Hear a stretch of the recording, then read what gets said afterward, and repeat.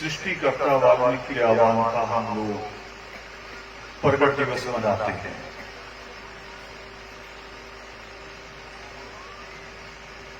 अब मैंने अपनी बात को एक अंदाज में कहा कि जिस महीने में हम लोग अपना प्रकट दिवस मनाते हैं, और ये क्यों कहा मैंने, क्योंकि एक श्लोक है, परमात्मा का आदेश भी है। सृष्टिकर्ता वाल्मीकि दयावान अपने पूरे ज्ञान में जो ज्ञान वो हमें देते हैं, उस पूरे ज्ञान में वो हमें आदेश देते हैं पुरुषार्थ का। पुरुषार्थ को मैं साधारण शब्दों में अगर कहूं, जिसको हम सब समझ लें, तो साधारण शब्दों में तो आ जाता है मेहनत, जिसे गुरु नानक देव जी कहते हैं दशा नवां तीर्थ। मगर सृष्टिकर्ता वाल्मीकि दयावान का जो कहना है वो थोड़ा और बड़ा गहरा है, उसमें और कई बातें जुड़ी हुई हैं। उनका पुरुषार्थ मेहनत से, भाव केवल मजदूरी से नहीं है, आपकी नौकरी से नहीं है। सृष्टिकर्ता वाल्मीकि दयावान जो कहते हैं पुरुषार्थ, उनका जो पुरुषार्थ से भाव है, वो उनका पहला पुरुषार्थ शिक्षा से शुरू होता है, जिसको योग शिक्षा में वो कहते हैं कि पुरुषार्थ के 4 भाग हैं। पहला धर्म, दूसरा अर्थ, तीसरा काम, चौथा मोक्ष। 4 पुरुषार्थ है। मगर पहला जो है धर्म, उसको भारत में हम रहने वाले थोड़े भ्रमित हो जाते हैं भी धर्म का मतलब शायद कोई पूजा पाठ करना, धर्म का मतलब कोई तिलक लगाना, अलग अलग रूप है उसके। किसी को जनेऊ में धर्म नजर आता है कि जनेऊ पहनो तो धर्म है, किसी को कृपान पहनने से लगता है कि कृपान पहनो तो धर्म है। यहां भी हम 2 तरह से बैठे हैं। बहुत सारे लोगों ने अदब में सिर ढका है, बहुत सारे लोगों ने नहीं ढका है। हम इन चीजों को धर्म समझ रहे हैं। कहीं बाल रखना धर्म है, कहीं बाल पूरे कटा देना धर्म है। बालाजी जाते हैं, लोग पूरे बाल उतार दिए, वहां ये धर्म है। मगर ये धर्म नहीं है असल में। इसको आप जैसे स्कूलों की यूनिफॉर्म है, ये एक यूनिफॉर्म है जिससे हम अलग अलग नजर आते हैं। और ईश्वर ने कहीं हमें अलग पैदा नहीं किया, ईश्वर ने कहीं अलग नहीं पैदा किया। 2 ही हाथ पैर देके हमें पैदा किया है, 2 ही हाथ पैर उनके पास है जो आंदोलन लड़ते हमारे बच्चों के ऊपर गोली चला देते हैं। 2 ही हाथ पैर उनके पास है। 2 ही हाथ पैर जो भारत में आदमी का आप काम कर रहे हैं आपके पास है, और जिन विदेशों में आप काम करने जाते हैं वहां की जो लोग सरकार चलाते हैं उनके पास भी 2 ही हाथ पैर है। जिन्होंने हमारे ऊपर 200 साल राज किया अंग्रेजों ने, उनके पास भी 2 ही हाथ पैर है। बाकी तो हमारा निर्धारित किया, हमारा ड्रेस कोड स्कूल की यूनिफॉर्म की तरह, और उसी को लोग कह रहे हैं कि ये धर्म है। मगर सृष्टिकर्ता वाल्मीकि दयावान इसे धर्म नहीं कहते। उनके धर्म से बहने जो है वो बहुत गहरे हैं, वो उनके अर्थ बहुत गहरे हैं। उनके मायनों में धर्म एक स्वभाव है जिसको सच में हम महसूस करते हैं। जहां जाके कभी रिश्ता जोड़ते हैं, कभी दोस्ती जोड़ते हैं, कभी मकान खरीदते हुए भी पड़ोस की नजर मारते कि पड़ोसी कौन है। असल में देख क्या रहे हैं हम उनका स्वभाव देख रहे हैं कि जिनके करीब रहना है, जो मेरा पड़ोसी होगा, जिससे मेरा रिश्ता जुड़ रहा, जो मेरा दोस्त बन रहा है, उसका स्वभाव क्या है। असल में स्वभाव ही धर्म है। हमने जो धर्म सोचे वो धर्म नहीं है। और उस स्वभाव को सृष्टिकर्ता वाल्मीकि दयावान पावन योग शिष्ट में भी और रामायण के द्वारा कहानी के रूप में भी। पावन योग शिष्ट एक थ्योरी की तरह है, सीधा सिद्धांत है जो सीधे सीधे अपनी बात कहता है। और रामायण जो कहानी के रूप में हमें समझाता है स्वभाव को।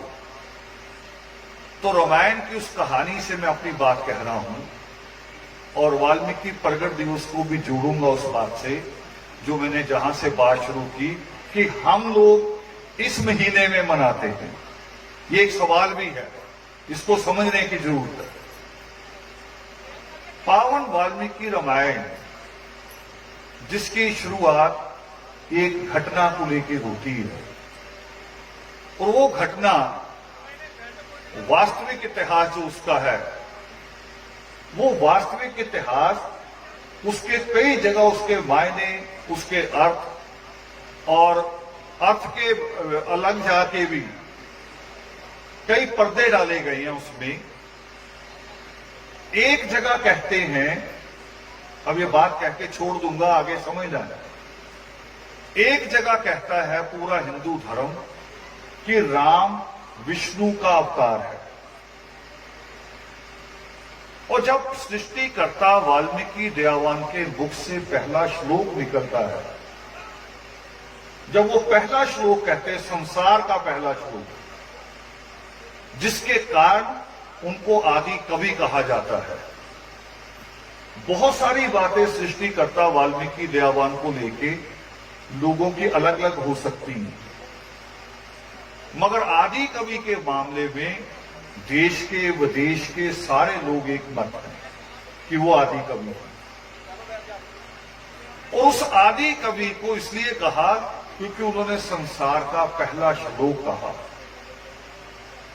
और कहा जहां एक हृदय को चीरने वाली घटना हुई, चीख पुकार हुई, वहां पर उनका पहला श्लोक है जिसको भारत के कवि सुमित्रा नंदन पंत, जिसको हम किताबों में पढ़ते हैं, सुमित्रा नंदन पंत अपनी एक कविता में सृष्टिकर्ता वाल्मीकि दयावान को संबोधन करके उनके पहले श्लोक को आधार बना के कहते हैं कि वियोगी होगा पहला कवि, आह से उपजा होगा रान, उमड़ कर आंखों से चुपचाप बही होगी कविता अनजान। वो जो दुख भी निकलती, कभी किसी का दुख सुनते हैं, किसी का एक्सीडेंट देख लेते हैं तो एक आ निकलती है, मुंह से चीख निकलती है, दूसरे के दुख में हम शामिल होते हैं। वो कहा, वो शब्द इस्तेमाल किया सुमित्रा नंदन पंत ने कि संसार का वो जो पहला कवि जिसके मुख से पहला श्लोक निकला होगा, उसके सामने कोई दुखदायी घटना हुई होगी। और वो दुखदायी घटना क्या थी? वो दुखदायी घटना थी कि विष्णु शिकार खेलने निकले थे।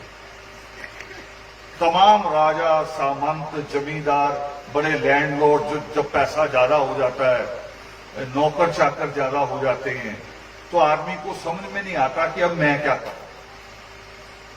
तो फिर वो ऐसे काम भी शुरू करता है, शिकार खेलने को शौक बनाता है, कभी कबूतर पालने को शौक बनाता है कि समय कैसे निकले।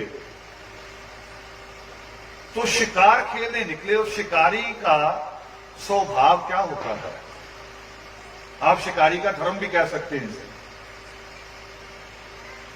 बच्चे हमारे, कभी कभी हमारे बच्चे कंचे खेलते हैं, गोटियां खेलते हैं, उसमें क्या है, 2 पैसे का कंचा होगा शायद, मगर सारा हमारा जो पौरुष, हमारा अहम निशाने पे खड़ा होता कि मेरा निशाना सही लगना चाहिए।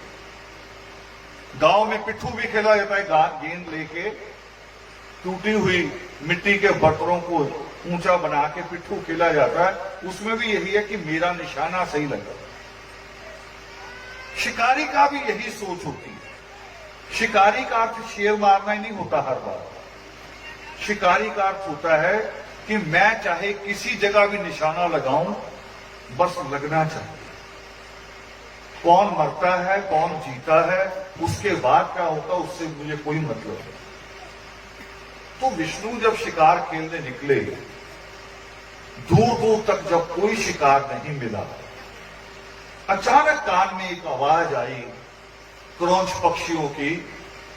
क्रौंच पक्षी अभी जैसे वाल्मीकि प्रगट दिवस में पूर्णमासी होगी, संपूर्ण चांद निकलेगा, तो क्रौंच पक्षी एक स्वभाव लेके पैदा होते हैं कि उन चांद की उस रोशनी में उनको बड़ा आनंद आता है।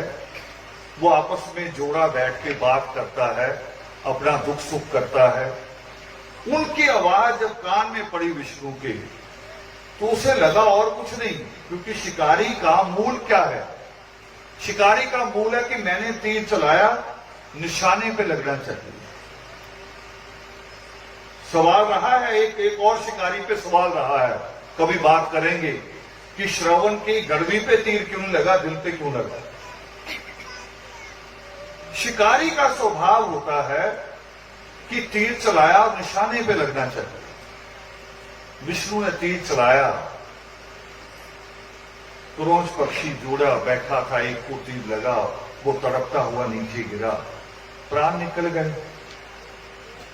मगर जो दूसरा बचा वो चीखने लगा, रोने लगा। अब ये हमारा सबका स्वभाव भी है। हमें भी लगता है कभी कभी भी, अगर मान लो हमने किसी जीव को मारा, तो हमें लगता है शायद इसके दूसरे साथी पे कोई असर नहीं हुआ होगा। मगर ईश्वर ने सबको दिल दिया है, सबको धड़कन दी है, सबको समझ दी है, जितना जितना उनका जीवन है।